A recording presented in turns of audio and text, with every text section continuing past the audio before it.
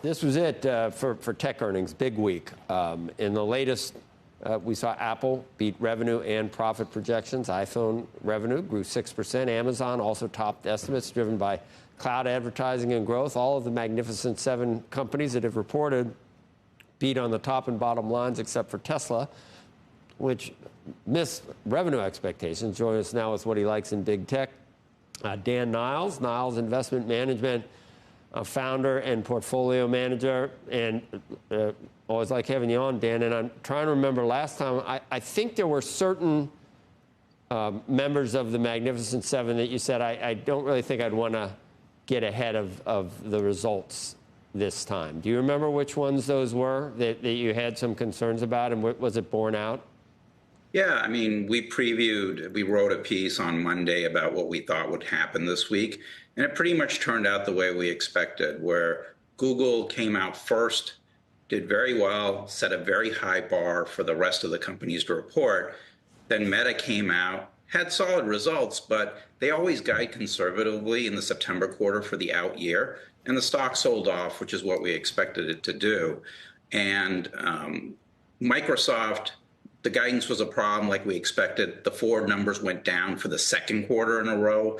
Azure in particular, which is their cloud business, the guidance was poor there. And so that stock got really hit pretty hard. And then you get to yesterday, where Apple went ahead and in the most anticipated cut, they guided the December quarter revenues to low to mid-single digit growth. People are looking for 7%. So that obviously went down again.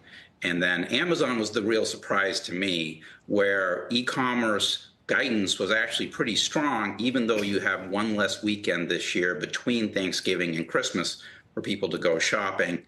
That didn't seem to matter. Business is really good for them. Our two favorites coming out of this, it's the same two favorites that we had going in, which is Meta and Amazon through the rest of this year.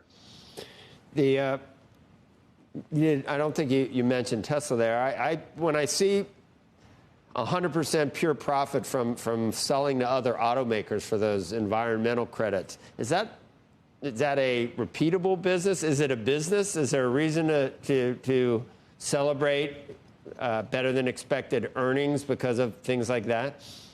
Yeah, I mean, Tesla, for me, I'm a growth at a reasonable price investor, and it's very hard with over 100 PE for me to make a good risk reward case in the name, because people aren't really focused on that so much. They're looking at the optionality of what's in the future.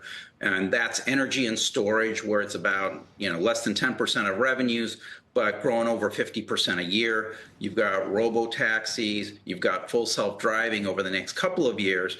And that's what people are really owning the stock for, Joe. It's not as much on the EV side. Obviously, that's the base business that gives them the money to fund all the rest of this.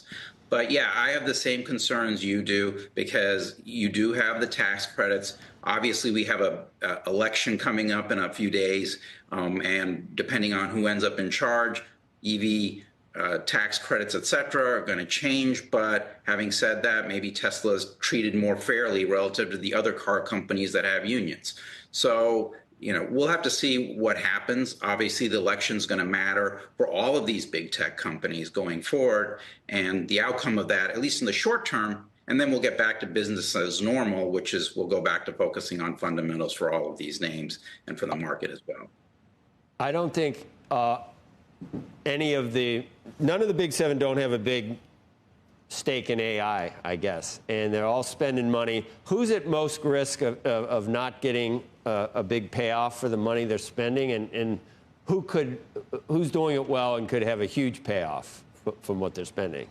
Well, the one that should worry you is Microsoft. And the reason I say that is we've all heard of OpenAI and ChatGPT, which really kicked all this off at the end of calendar 22. And obviously, Microsoft has a huge stake in OpenAI. If you look at the numbers, though, for Microsoft, their June quarter, Azure, which is their cloud business, was growing 35%. Then that went to 34% in the September quarter, and they guided to 31 to 32. So the numbers are going down. If you look at Amazon, their cloud business has actually accelerated over the last 5 quarters from 12% to 19% growth. They're the biggest. And if you look at Google, which is the smallest of them, their growth actually accelerated from 29% last quarter to 35% in the quarter they just reported.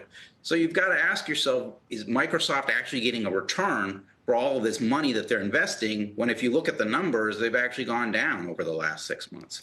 So that's the one that should concern you, and especially when you marry that with the valuation, where you're talking about a 33 PE, and the market, by the way, is trading at 24 times, that's the one that should give you the most concern, I think. The second one is obviously Apple, which you go, the company has grown revenues cumulatively, if you include this year, calendar year, at 5% over the last 3 years.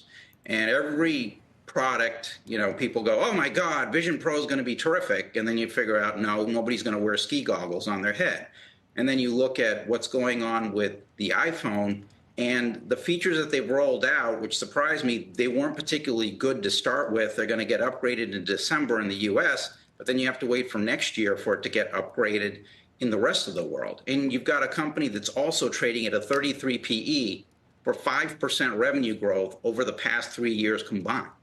And so that's the other one where if people finally go, you know what, the problem isn't this, it's market share losses to people like Huawei that have resurged in China, then that multiple could come down, even though you continue to do, low single digit to mid single digit growth, which is what they guided for the December quarter. Okay.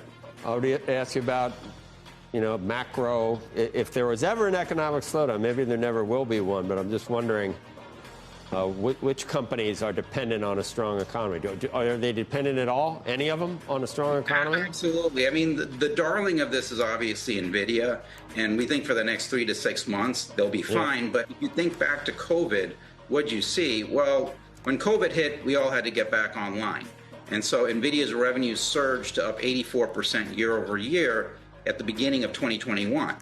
Then when we all went out and did things and the hyperscaler demand slowed down, NVIDIA's revenues went from being up 84% to down over 20% as they had to absorb all of that spend. Right. It's the same thing with AI infrastructure, where I think, as you get to mid next year, they'll have to absorb that spend and revenues are going to slow down more than we think.